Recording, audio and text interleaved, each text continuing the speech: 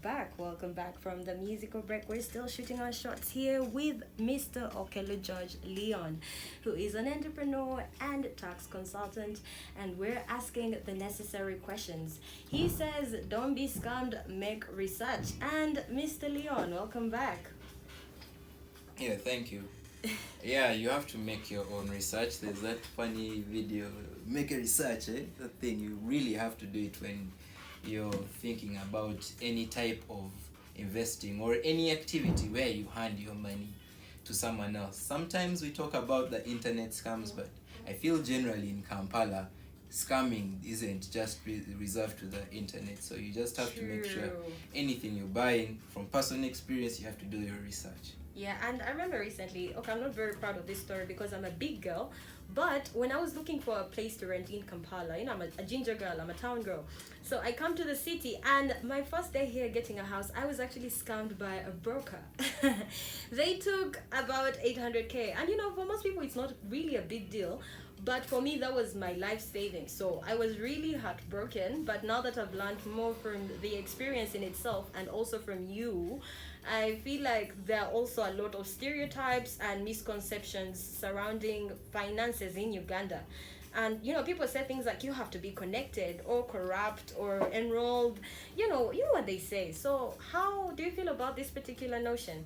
I feel like it's uneasy. It's like an easy way out to just say that the only way to make it is to be corrupt or to have connections or to have some unfair advantage over people. There are quite many people that are working hard, working honestly, and they're making their money and they're investing. But there's this sentiment, this Ugandan thing, you see building it down, you're like, stolen money, how do these guys have this money? Yeah. Well, sometimes it could be that, but other times it could be that someone worked hard, and it does take time to get there. That person is putting up that building, that car, driving that Benz is not your age. They are a bit older, and if they have things like that, your first assumption is they probably put in the work. So it just motivates you that my time is coming. So you don't rush yourself into unwanted transactions and investments. Don't think that there is this one deal that's going to make you have all the billions. It's a lot of very, very small wins that you just keep consolidating till you get there. Okay. So there are a lot of misconceptions about these kinds of people, but at the end of the day, you have to think about the people who are doing it honestly. And when you think more about those kinds of people, you'll be more accepting to change and thinking about yourself seriously. Like, okay, in 20 years, if someone can do that, what do I need to do for 20 years to beat that? And then start working towards that goal.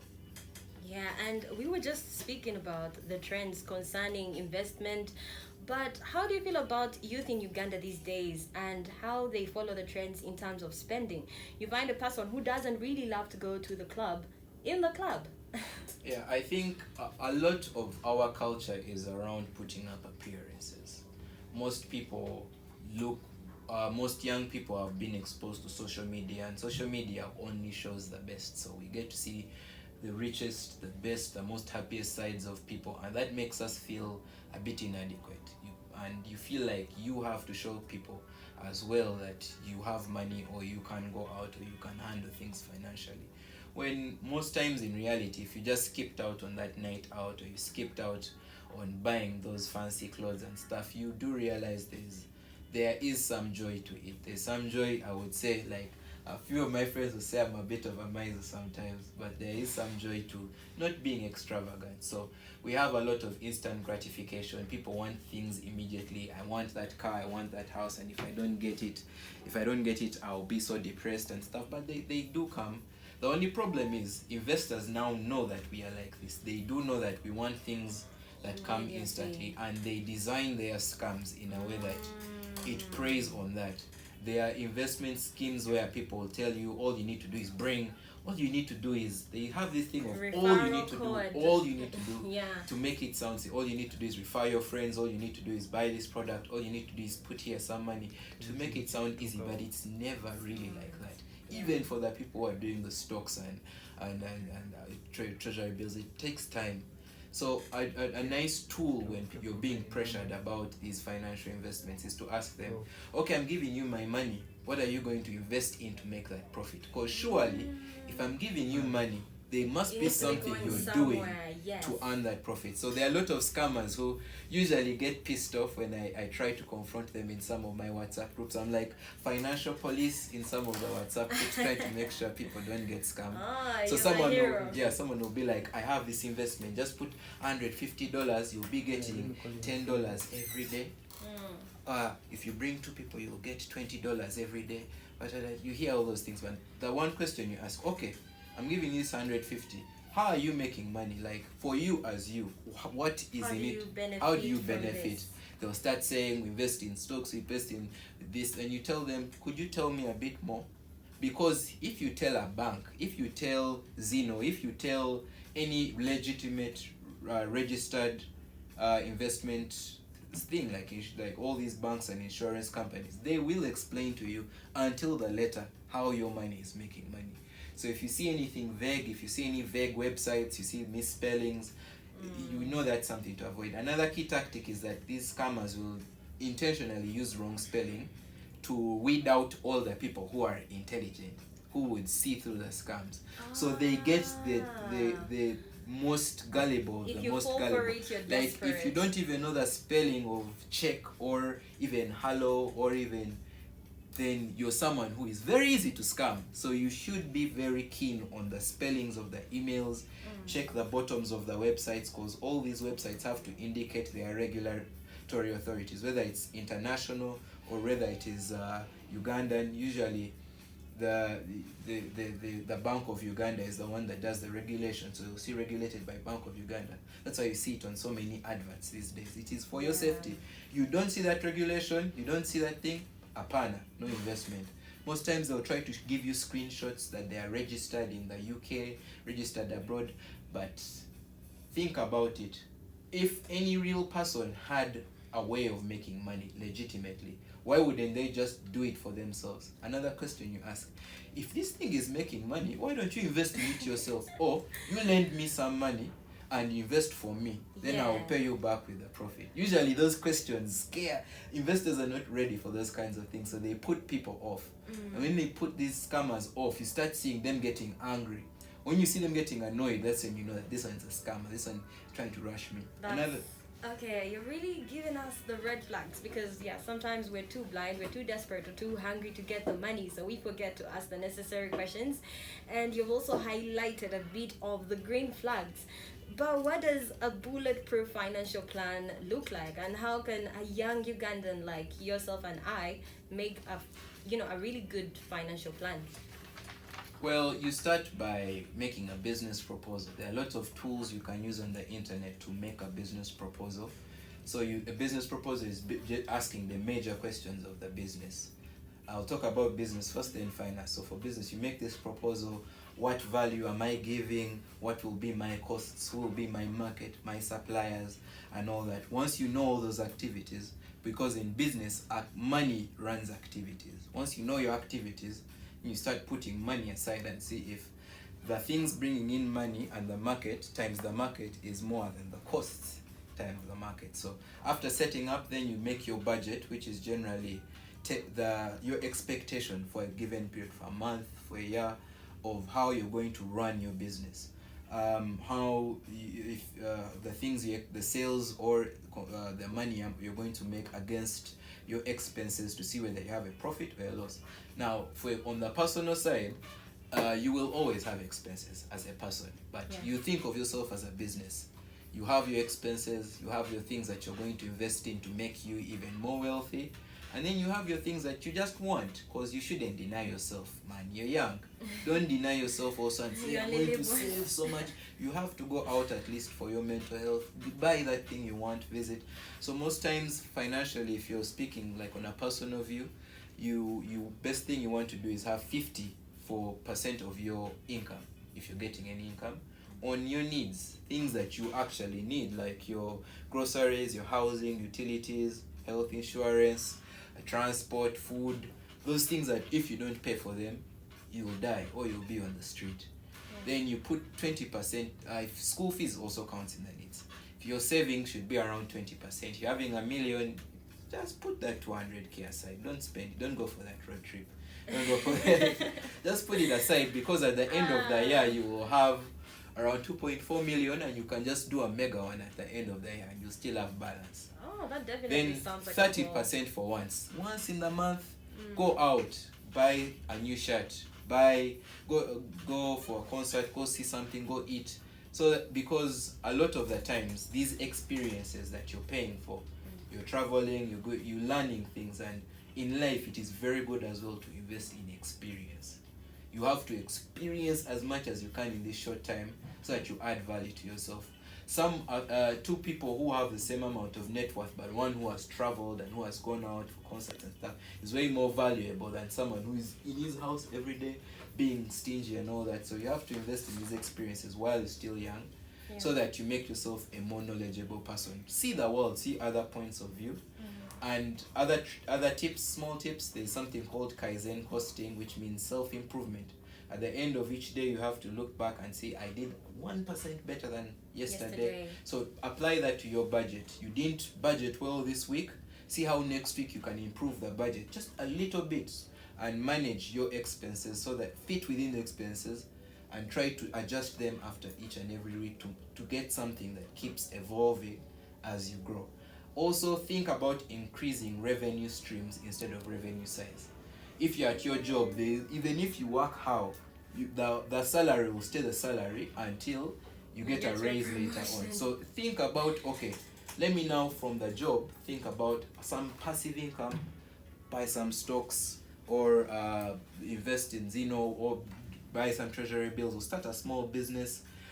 Look for another skill you can do on the side, like social media marketing, because when you have those 3 streams, the day you get fired from your job, at least you have some money from another place that can help you survive. Don't put your chickens all in one basket. My mom also always used to say that the easiest way to be a millionaire is to have 7 sources of income. Right now it's like at 4, 5. I'm not a millionaire yet, but it's with time. Okay, you've talked about you have about 4 or 5 streams of income. So could you give us a little peek into those particular streams? What is making money from you outside of your day job? Well, I work at 2 places actually. So those are the first 2. I am a tax consultant at Codena Associates. It's a law firm that deals in tax litigation. Then I'm a media officer for Minerals Africa Development Institute. Those are like the 2 solid sources that I keep. Then now, when it comes to passive income and investments, I choose things that I love. I like graphics design and art, so I used to do photography in campus to raise money. But now I turned that into like a sort of small media team with a few people where we do graphics and media solutions for a bit of people. So that's another source. I also I have another startup with a bunch of friends of mine called Knowlegde, where we use our skills to build websites and some technological solutions. One of the products of that startup was Urban Flow, which is finding a way to promote music, the next generation of music in Uganda to reach the global stage, as well as also having a platform where they can interact with their community can interact with them, and we can build this economy from there. Not just streaming, but have sales there, tickets announced, all that stuff. And then there's Molex, the one that people like the most, where we sell meet Rolexes at events. Those I think like 5, but I do have some other one-time things that come in a way. Like I do help people occasionally with coaching. Like I do coach some people sometimes when it's time for exams, accounting, if it's in the season, just to make that extra bit of cash. Yeah, I mean, a little cash doesn't hurt, right? Yeah, and then passively, I do own some stock, like in local companies in Uganda. I do dabble in cryptocurrency, though not actively because the market is bad, but I have been investing for some time in cryptocurrency. Okay, and wow, I'm already happy that you seem to have had a well-founded financial background, so you end up making better decisions. But are there other financial role models aside from your parents that inspire you both locally and globally? And are these people that we as youth can look up to as we make financial decisions? Yeah, I would say internationally, Warren Buffett is a really great investor, and I like the way he picks what he invests in because he's a really good stock trader. He picks certain businesses that he knows are going to blow up. So he does his research at Berkshire Hathaway. So I also try to do that. I try to see emerging trends and see how I can use the little money I have to push them to catch the ride early. I also like Elon Musk because he invests a lot in technology, and I like people who don't follow rules. So I'm not a very rule friendly person. Locally, I would say Dangote for Africa, how he managed to diversify himself. Then Sudhir and Mandela in Uganda, they also very diversified. I think I forgot to mention, diversify your businesses. Have businesses in different sectors that you love, because when they are, like, if you have all your businesses as rentals, then the economy goes down and people can't rent. You're poor. But if you have one rental and maybe a farm, A food store the somewhere. farm will survive, but the rentals won't survive. And then I would say my dad, he is very, very good at managing his finances, and to where he has reached in life today that I've seen is mainly due to his financial discipline. Sometimes when I'm not so I don't want to follow financial rules so much, I feel like spending that extra bit of money, spoiling myself. I imagine the things he has gone through, and I imagine also whenever I'm going to like get into debt, I imagine how he has been so financially disciplined in not getting into debt, or at least managing debt healthily. So I also look up to him a lot in that. Okay, that is amazing. And if you're listening, you know who to look out for. And Leon, do you have any last words for our listeners, and how can we reach out to you?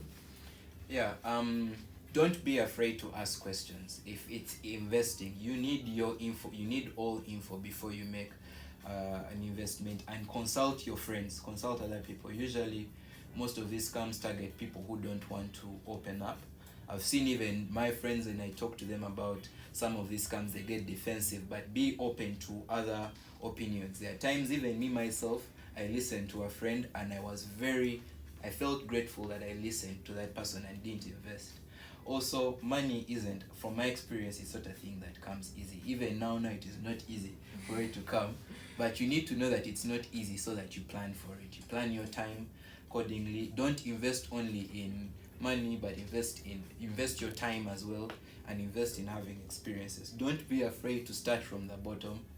It's actually the best story. If you have a story whereby everything was done for you, it's not something that people relate to, but even you're telling the story of how you hustled, it feels so good.